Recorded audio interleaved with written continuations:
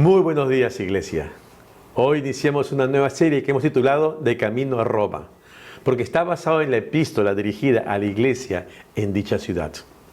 Para ello revisaremos justamente el texto bíblico y en algunos casos revisaremos palabra por palabra, en algunos casos los versículos completos y otros párrafos para poder comprender mejor lo que el Señor nos quiere decir a nosotros, ahora también en este tiempo. De forma tal que tras una reflexión sobre ese pasaje podamos aterrizarlo también en aplicaciones prácticas para nuestro día de hoy. Por ello, el primer tema es el impacto de conocer a Dios.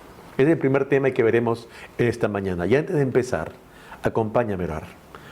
Padre bueno, te damos gracias por tu absoluta soberanía y misericordia, por tu paciencia para con nosotros, por tu amor, Señor, incesante. Y rogamos que seas tú dirigiéndonos en esta hora, pero también hablándonos, de forma tal que podamos comprender tus verdades eternas y aplicarlas a nuestras vidas en este tiempo.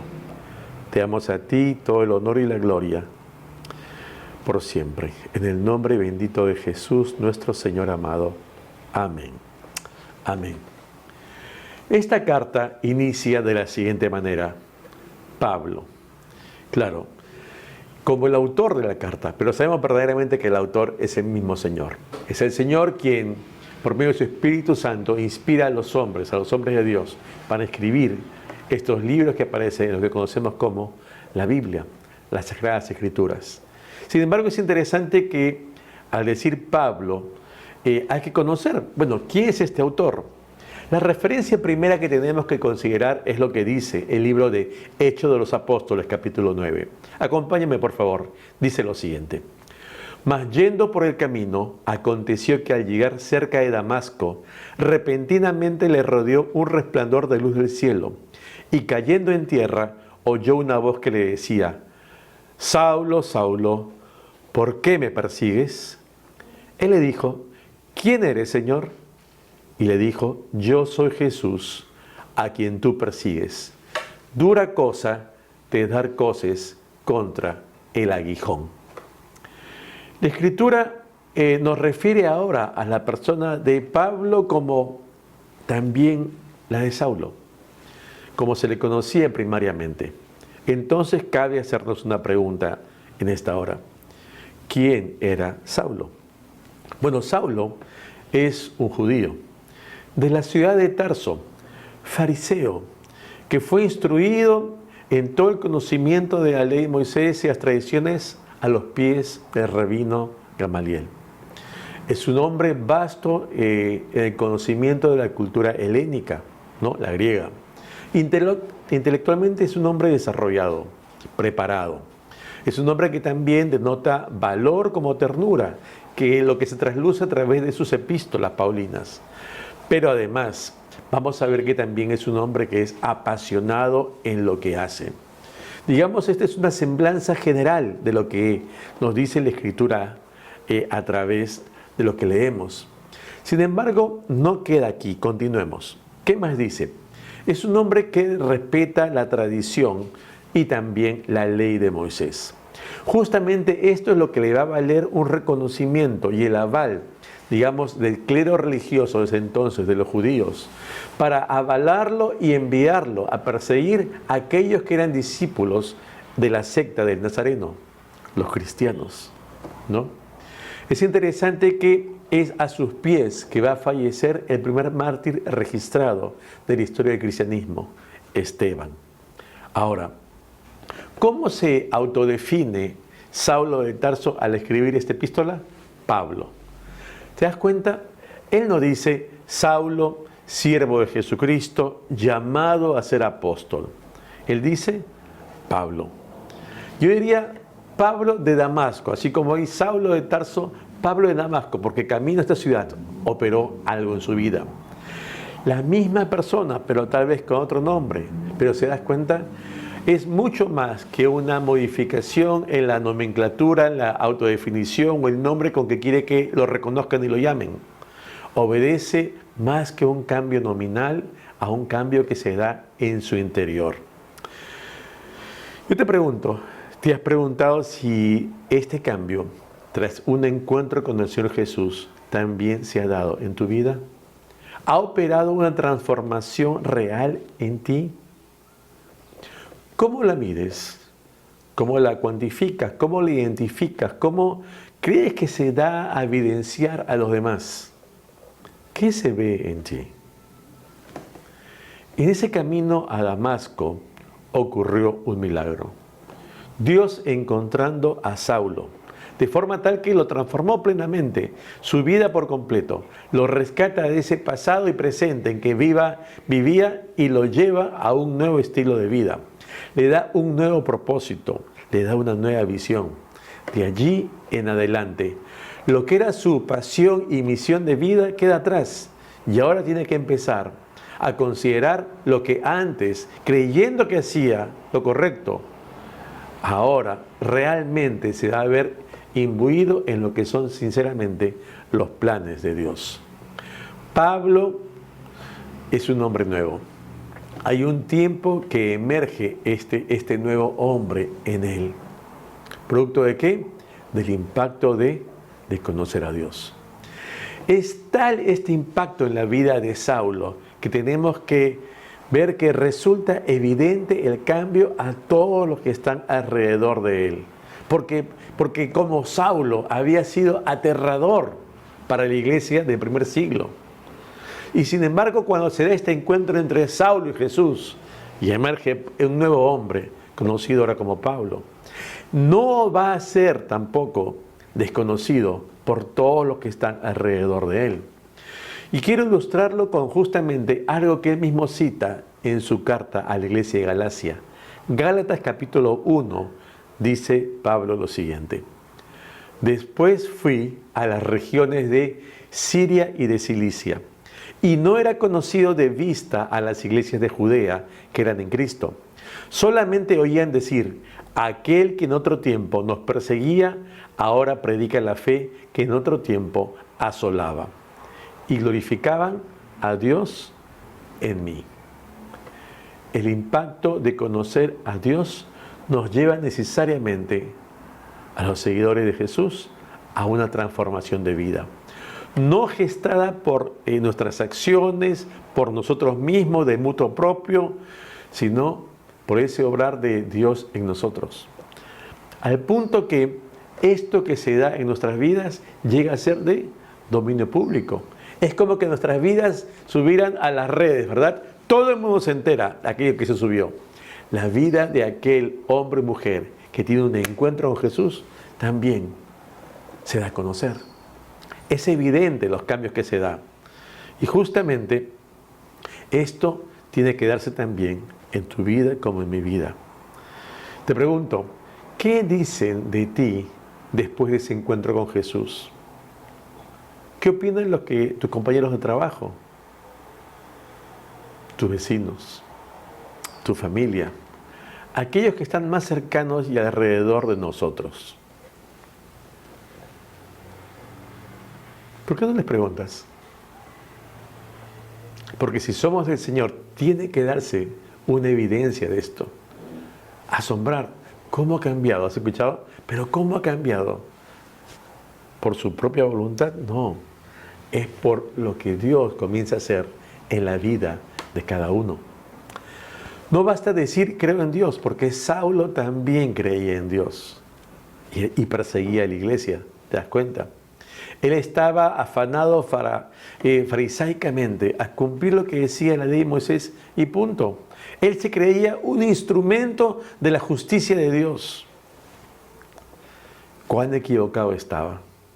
Y muchas veces así operan los religiosos, creyendo en su mente de que están haciendo la voluntad de Dios, pero realmente haciendo todo lo contrario. Una vida de fe como discípulo de Jesucristo tiene que evidenciarse, tiene que darse a conocer, tiene que ser evidente a todo el resto. Yo recuerdo aún mis épocas en la universidad, cuando empecé. Estudiaba ingeniería y al comienzo me iba muy mal. Y recuerdo que en ese entonces tuve que reconocer ello. mis faltas ante mi familia, ante mi madre principalmente. Y vi cómo esto a veces no encontraba solución. Y en ese contexto, el Señor me encontró. Y se dio un cambio en mi vida. Llegó un punto al final en que los resultados que se dieron, incluso un cambio de carrera y resultados profesionales, evidenciaron que realmente Cristo había llegado a mi vida. Mi familia lo vio, mi madre lo vio. Te pregunto, en tu caso, ¿qué es lo que ven? ¿Qué han visto ayer? ¿Qué están viendo hoy?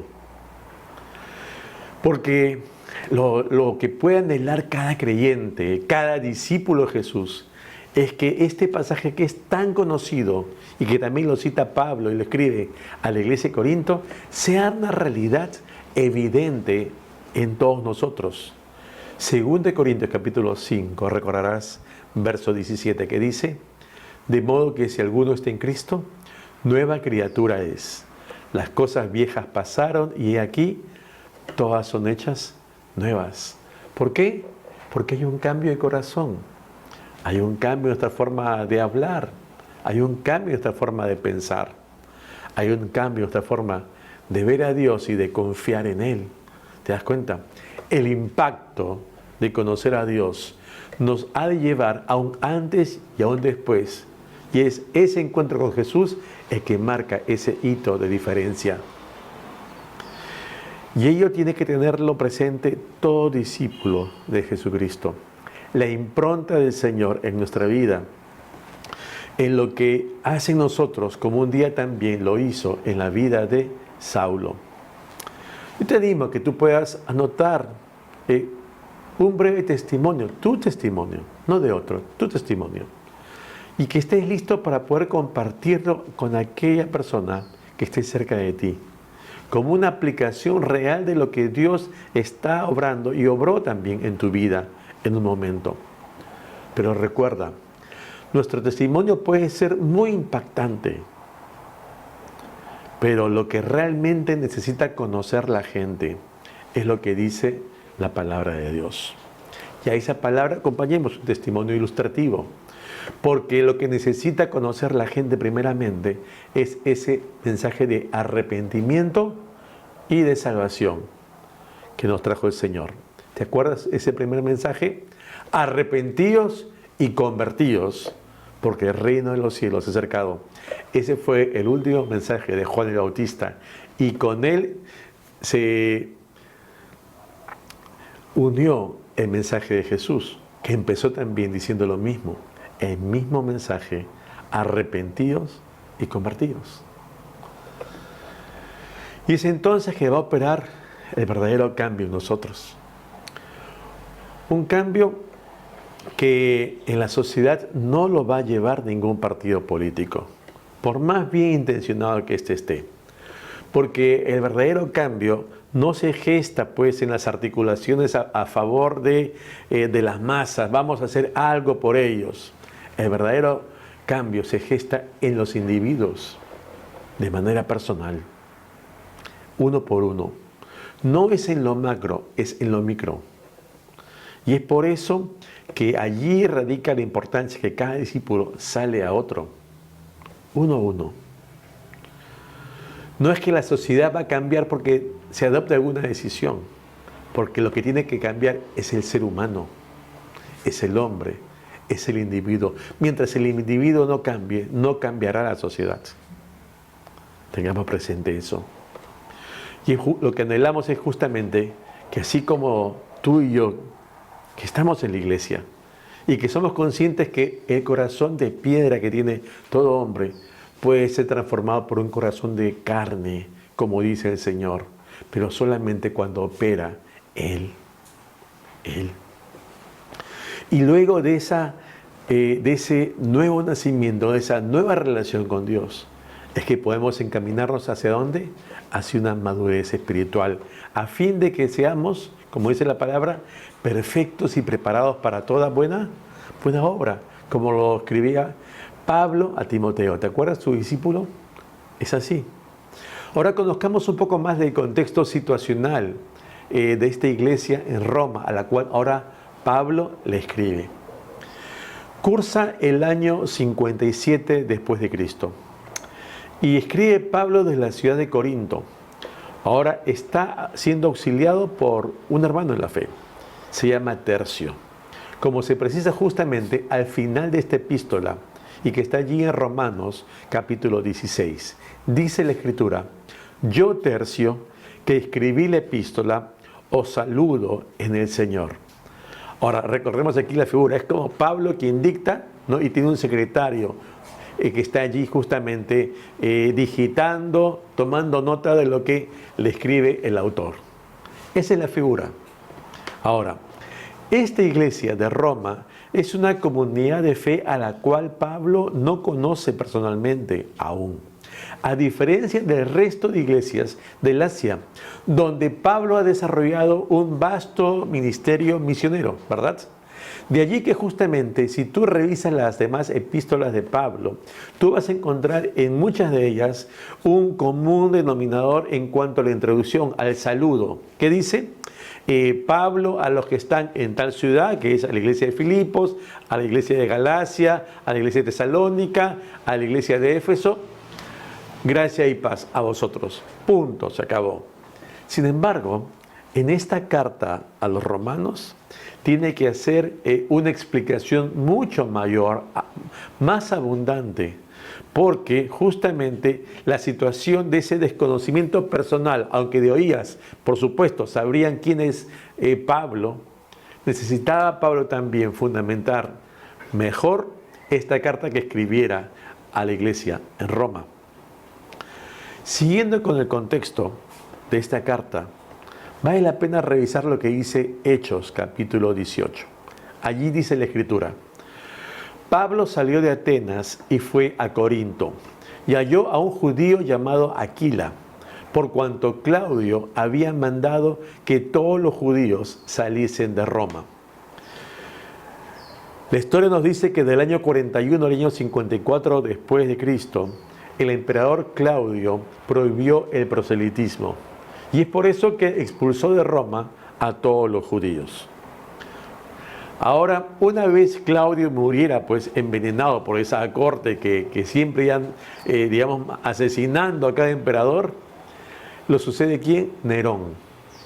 Ahora, Nerón en sus primeros años no es que tuviera un comportamiento correcto con la cristiandad, sino más bien sus temores eran siempre con su entorno inmediato. Entonces lo que no le daba tiempo para ver a lo que estaba más allá del palacio. Y ese tiempo favoreció para que retornen a Roma, ¿quiénes? Los judíos y los cristianos. Y estaban allí. Hasta que luego ya sabemos qué pasó con Nerón y los cristianos, ¿verdad?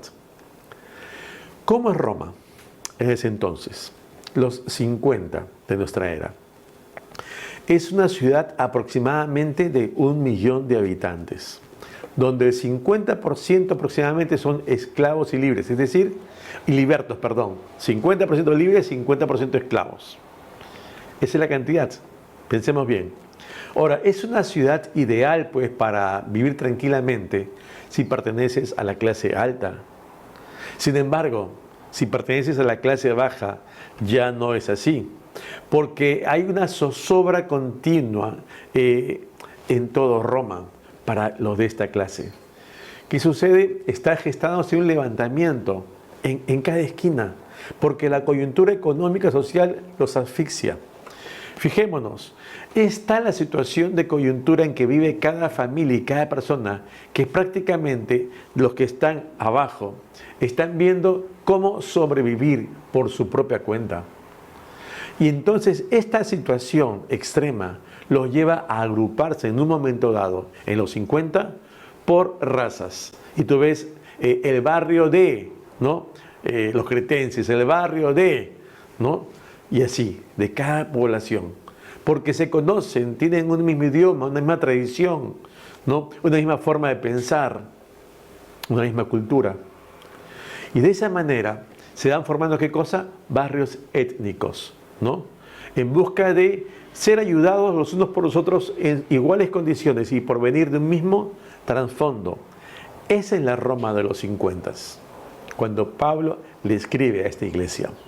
Ahora, ser cristiano en esta realidad entonces, donde la mayoría pues eran gentiles, no judíos, significaba esa conversión muchas veces la pérdida de la familia y la pérdida de la protección de ese entorno, digamos, al pertenecer a ese grupo, ¿no? A ese barrio. Y lo hacía ¿qué? Vulnerable en todo sentido aquel nuevo discípulo de Jesús. Ser cristiano en Roma no significaba dejar cierta comodidad.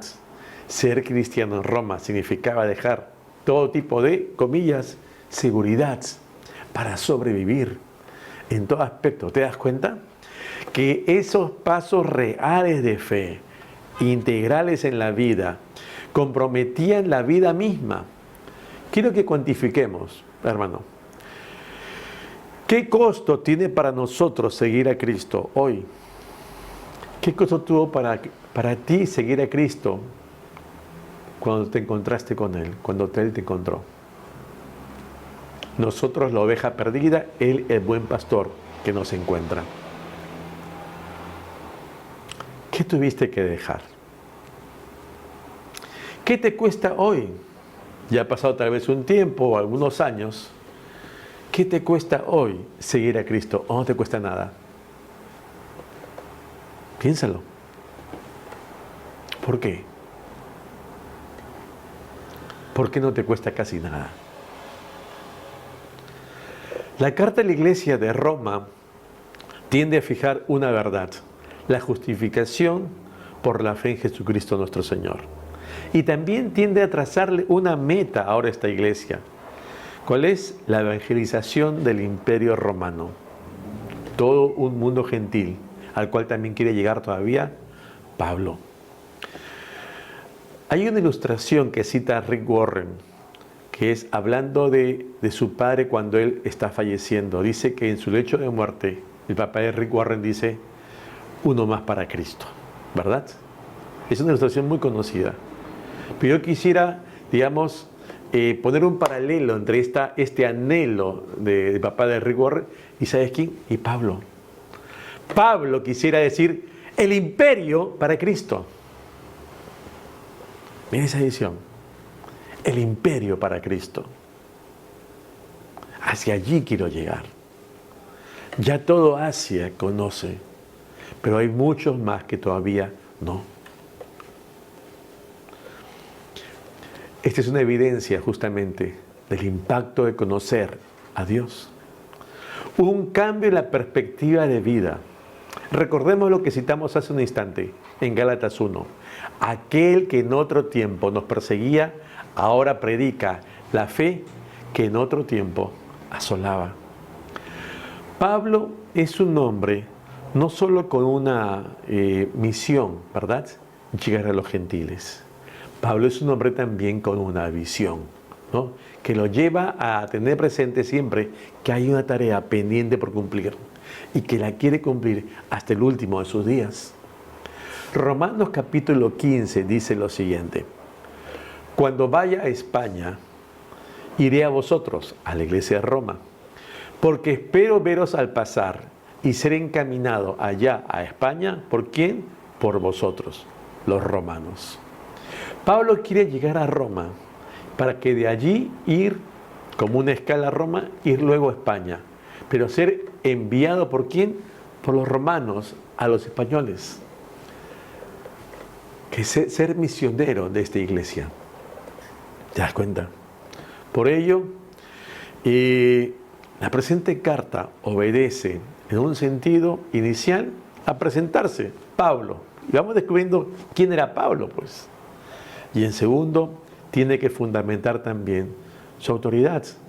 ¿Qué es lo que lo lleva a escribir y por qué tienen que oírlo aquellos que aún no le conocen físicamente? Y por eso tiene que fundamentar, ¿no? Y se extiende en ese introito, en esa introducción que justamente les plantea al enviar esta carta, ¿no? Y dice: yo soy siervo, y por eso considero quién es mi Señor, a quien sirvo, Jesucristo. Que es el tema que veremos la próxima semana también, si el Señor lo permite. Finalizo recordando que así como un día se dio un cambio en la vida de Saulo y encontramos a un nuevo hombre, Pablo, no fue el único caso. Hubieron muchísimos casos que nos relatan las Escrituras, como también vemos hoy, en tiempo contemporáneo, muchísimos casos de esa conversión de vida. Uno de ellos, recuerda, fue Zaqueo. Lucas capítulo 19 cita ese encuentro entre Zaqueo y Jesús, que dice: entonces Zaqueo, puesto en pie, dijo el Señor: he aquí, Señor, la mitad de mis bienes doy a los pobres, y si en algo he defraudado a alguno, se lo devuelvo cuadruplicado. Y Jesús le dijo: hoy ha venido la salvación a esta casa. ¿Sabes? El mundo necesita saber que los verdaderos cambios de trascendencia aquí y de aquí para la eternidad solo los puede producir el Señor. Si recordamos lo que Pablo le escribe a la iglesia de Éfeso, allí en el capítulo 2 de esa epístola, ¿qué dice? Y Él os dio vida a vosotros cuando estabais muertos. Habla de un pasado. Muertos en vuestros delitos y pecados, en los cuales anduvisteis en otro tiempo, siguiendo la corriente de este mundo. Habla de un pasado que quedó atrás. Y habla de un momento de giro, de cambio. Que esto en lo cual incurrían antes, pasó para empezar una nueva vida, conscientes de que la diferencia la hizo el Señor en nosotros. No nosotros mismos. Hay un antes y un después. No de qué, sino de quién. De Jesús el Señor. Finalizo diciendo lo que un día dijera el mismo Señor en Mateo 9. Porque no he venido a llamar a justos, sino a pecadores al arrepentimiento. Y para que proceda esto, nos es menester a nosotros, iglesia, el dar un testimonio público coherente, vigente, actual, real, de vidas transformadas por Dios. ¿Tenemos errores? Pidamos al Señor que nos cambie. ¿Actuamos mal? Pidamos perdón. Pero que ese cambio que debiera manifestarse sea real en tu vida y en mi vida. Para que entonces, como se cita de Pablo, todos puedan glorificar a Dios en nosotros. Dios te bendiga. Vamos a orar para terminar. Padre, bueno, te damos gracias en esta hora por tu palabra. Y rogamos, Señor, que esta operación sobrenatural del cielo operada en nuestras vidas y en nuestros corazones sea patente y vigente, Señor, de forma tal que demos un testimonio ejemplar en este tiempo a los que nos rodean.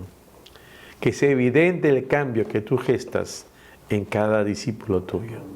Y te rogamos en esta hora, Señor, que tu gracia se manifieste también en la vida de cada uno de mis hermanos, Señor, de la congregación. Que sea el poder de Jesucristo, nuestro Señor. Padre, que puedas obrar, Señor, en aquellas áreas que necesitan ser aún transformadas por ti, como también en cada uno de nosotros, y me incluyo. Padre, gracias. Gracias, Padre, por habernos traído de muerte a vida y cambiar esta vida, Señor, para tu gloria. En el nombre de Jesús. Amén. Amén. Si quieres conversar, si estás interesado en tratar más estos temas, estamos a tu disposición. Dios te bendiga, iglesia, para servirles. Si Dios quiere, nos vemos la próxima semana.